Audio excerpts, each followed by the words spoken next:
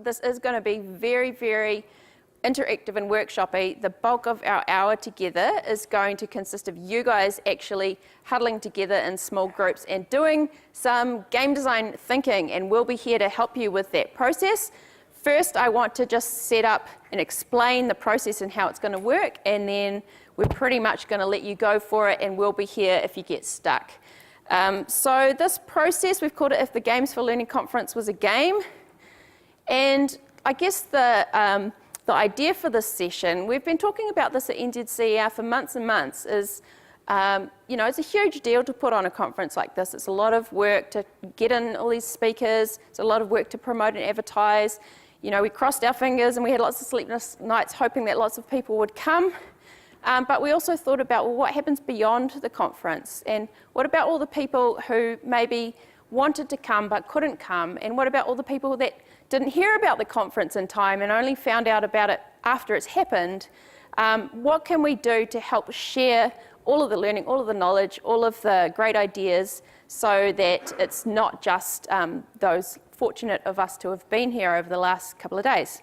So the usual solution to this problem is things like conference proceedings or videos of keynote talks, and we have actually been able to video all of the talks and soundings, which hopefully we'll be able to put up online at some point.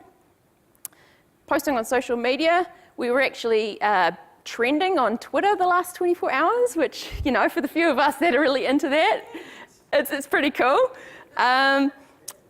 Some of you that have come from schools or organisations will probably be expected to give a little bit of a report back when you go back to your school. And maybe some of you will be doing some reflecting, maybe some blogging, and these are all really great ways of obviously sharing back learning. But we thought, why not challenge ourselves, and what if we took this conference experience and all of these ideas and thought about how to turn that into ideas for games that could be shared with other people, that would connect them in some way to the important stuff that we've all shared together. So why are we going to try to do it? Well, we think that learning to think like a game designer is really good for you, and we've heard lots of people talking about it, but the only way to really get good at it and to be good at helping other people to do it is to actually jump in and do it. Is it going to work? We don't know, but that's fine. We're quite into working that way. I use this slide a lot. James has already talked in his previous session about what game design really looks like. Dan and I have experienced working collaboratively on a game development process, and we spent lots of time in that really tangled, knotty part in the middle. Almost broke our friendship on a number of occasions, but it's actually getting through it to the other end and getting a great game, and that's where all that deep learning happens, and we want you to get a little taste of that. So the process looks a little bit like this. In a minute, we're going to get you to identify some other people that you'd like to work with, and I'm going to suggest pairs or threes as a good size group. And I want you to do some downloading of your thinking over these last 2 days and think, what are some of the most powerful ideas, aha moments, some fantastic session you went to, some idea or a practice that you heard someone doing that you said, yeah, I'm going to do that on Monday morning. So you can have a bit of time to talk to each other and figure out what's the most important stuff. Then you're going to think about who else would you like to inspire? Who would you like to maybe design a game for? So maybe it's a colleague, maybe it's your students, maybe it's your community. And then you're going to think, okay, how am I going to put these ideas into a game form? And this would be where you'd enter into that long, tangly, iterative, loopy thing of actually trying to design a game. We've only got an hour, so we're not setting the bar at an impossibly high level. What you're actually aiming to get to is a concept for a game. You'll be able to tell us the name of the game. You'll come up with a tagline for the game, and you'll be able to briefly explain to us how would that game work. And for the purpose of this workshop, your imaginations can go totally as big and wide as you want. There's no budget limitation on your game concept. So I've sort of just told you. So we've got some templates and things up the front on the stage that will help you with each of these different parts of the process, and we've got some blank paper around the place as well. Now, if you're getting stuck with thinking about, I know what was important for me at the conference, but I'm not really, know a lot of games. We do have the wall of games that's been built up in Icon over the last couple of days, and maybe you'll be able to pop out and grab that for us, Dan. So one really easy way to come up with game ideas is to find a game you know, or maybe find a couple of games you know, and imagine how would you recreate those to do what we're trying to do today.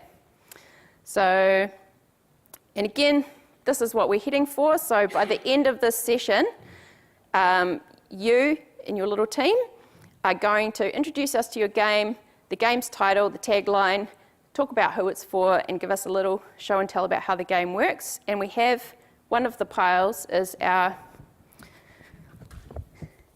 game design document. So your group needs to kind of fill this in, and that's going to help you with your pitch. Now, we didn't know if we'd have a really big group or a really small group.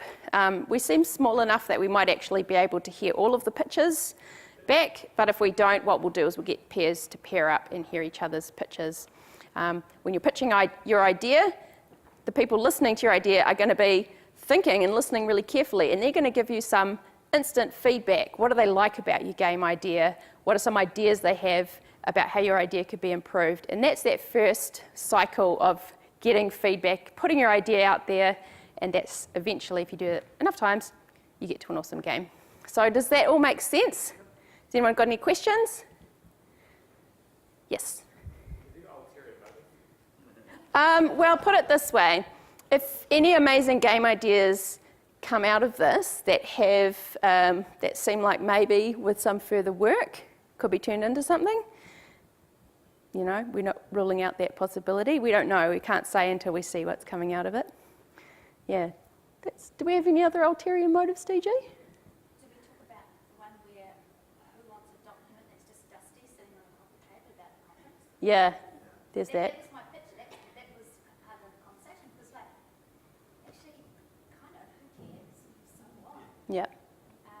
And if you can have something that would be interactive in some way, and to start a conversation with as many different types of people, which is why it would be really great, because I've kind of struck up a bit of a friendship with Warren, and he's like in business. What would that look like in business space? What would it look like in a creative space? Stick it there. Yeah, so I think... Is there a way to do this? Exactly. Let's stop talking about it. Let's do it, because it's a doing thing. I'll just tell you again what the templates are. So the game design document, that's essential. We've got a thing we call our client or player profile. So this might help you thinking about the person or people that are your target audience for your game design. So there's some little things to think about. So make sure that you're actually designing a game that will connect with whoever it is that you'd like to play it. And then, again, if you're getting a bit stuck with thinking about what can different kinds of games do and, what are the different ways different games engage us, we've got these little decks of cards. And this is something that Dan and Dana Grace and Leanne and I created one weekend last year. And these, we call them our gameful praxis cards. And on them, there's lots of different things. Like this one says physical, this one says journey, this one says communicating ideas, spatial thinking. They're all different things that different kinds of games do. And you might find there's a card or a couple of ideas that gel everything together in your game design thinking.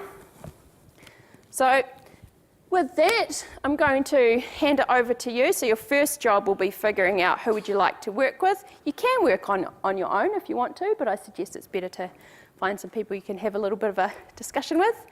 And how are we going on time? I want to make sure that by 15 minutes before the end of the session, which I think will be at 12:15, that's when we will start hearing the game pitches.